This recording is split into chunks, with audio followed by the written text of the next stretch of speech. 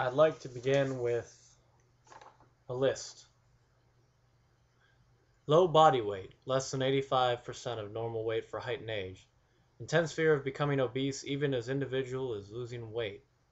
Distorted view of one's body weight, size, or shape. Sees self as too fat even when underweight. Expresses feeling fat even when very thin. Refuses to maintain minimum normal body weight. In females, absence of 3 menstrual cycles without another cause. Excessive physical activity in order to promote weight loss. Denies feelings of hunger. Preoccupation with food preparation, and bizarre eating behaviors.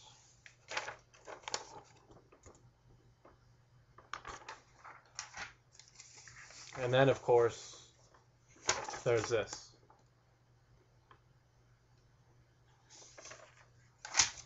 All too real.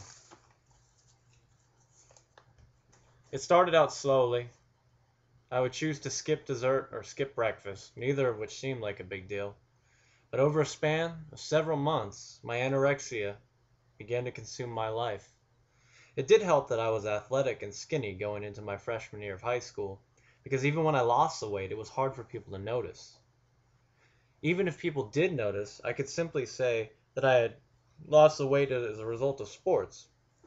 But without a doubt, what helped me the most was that I was male.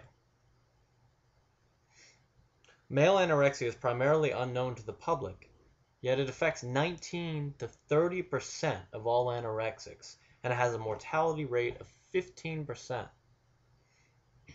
We must raise awareness of anorexia among males through education. I would like to propose that every pre-adolescent from the ages of 12 to 13 be provided a health class with a curriculum that strongly incorporates how to identify and treat anorexia. Furthermore, it must be unlearned from our minds that anorexia is a gender-exclusive disorder that affects only females. The fact is, males make up almost 1/3 of all diagnosed cases of anorexia.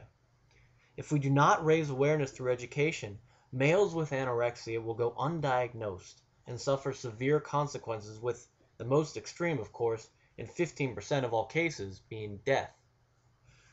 I never had the benefit of a psychologist, doctor, nutritionist, or family member to help me overcome, and thus all of my resiliency and coping strategies stem from the love and support of my friends and peers. They were eventually able to finally convince me to change my body image, and in the process fix the distortion lens I had on every time I looked in the mirror. A more conventional and often highly effective means of treatment consists of actually working with a team of medical doctor, a nutritionist specialist, and a mental health therapist. Once one has a team of support in place, the focus turns to weight gain initially, followed by a gradual progression into psychological issues. Thus, nobody should have to suffer through this potentially fatal disease alone, with no professional assistance, as I did. If nobody looks for it, then how are we ever going to be able to diagnose it or identify it? We must educate the children, and in doing so, they will educate the adults. We must implement a new curriculum that addresses anorexia, especially in males. Anorexia remains a chronic ongoing illness that may require lengthy treatment. Anorexia is never completely cured and is not uncommon to relapse. This can occur at times of job stress, when beginning or graduating from college, from pregnancy, illness, relationship problems including domestic violence, or environmental changes such as moving. According to a New York Times article, the severity of the stigma of anorexia being a gender-exclusive disease is illustrated by the following account. Dr. Thomas Holbrook was unable to recognize his own severe anorexia until after more than 12 years of working at, of all places, Rogers Memorial Hospital, where he was a psychiatrist and director of the eating disorders program. He goes on to point out that no one, not his colleagues at the eating disorder program where he worked, or his family, or his closest friends even, commented on his obsessive behaviors.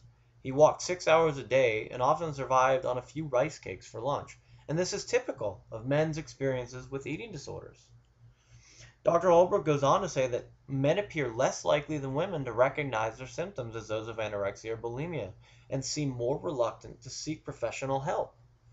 Thus, it seems clear that because of this old-fashioned idea that anorexia strikes only women, few men come forward to find the help they need and deserve.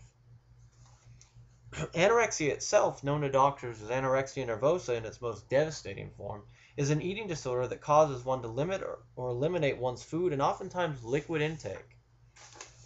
It is important to remember that while anorexia nervosa generally begins to emerge in adolescence, concerns about weight usually begin earlier. Due to the earlier onset of the disorder itself, we must start educational classes slightly prior to the actual age of adolescence, at 12 to 13 years of age.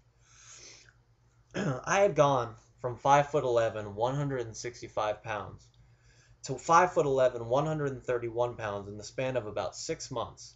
This significant weight loss is one of the most telling symptoms of anorexia.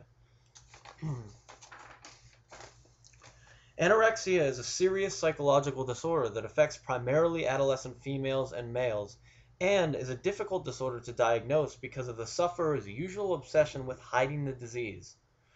The lack of public awareness in regards to males suffering from anorexia is a major hindrance in the diagnosis of the disorder in males.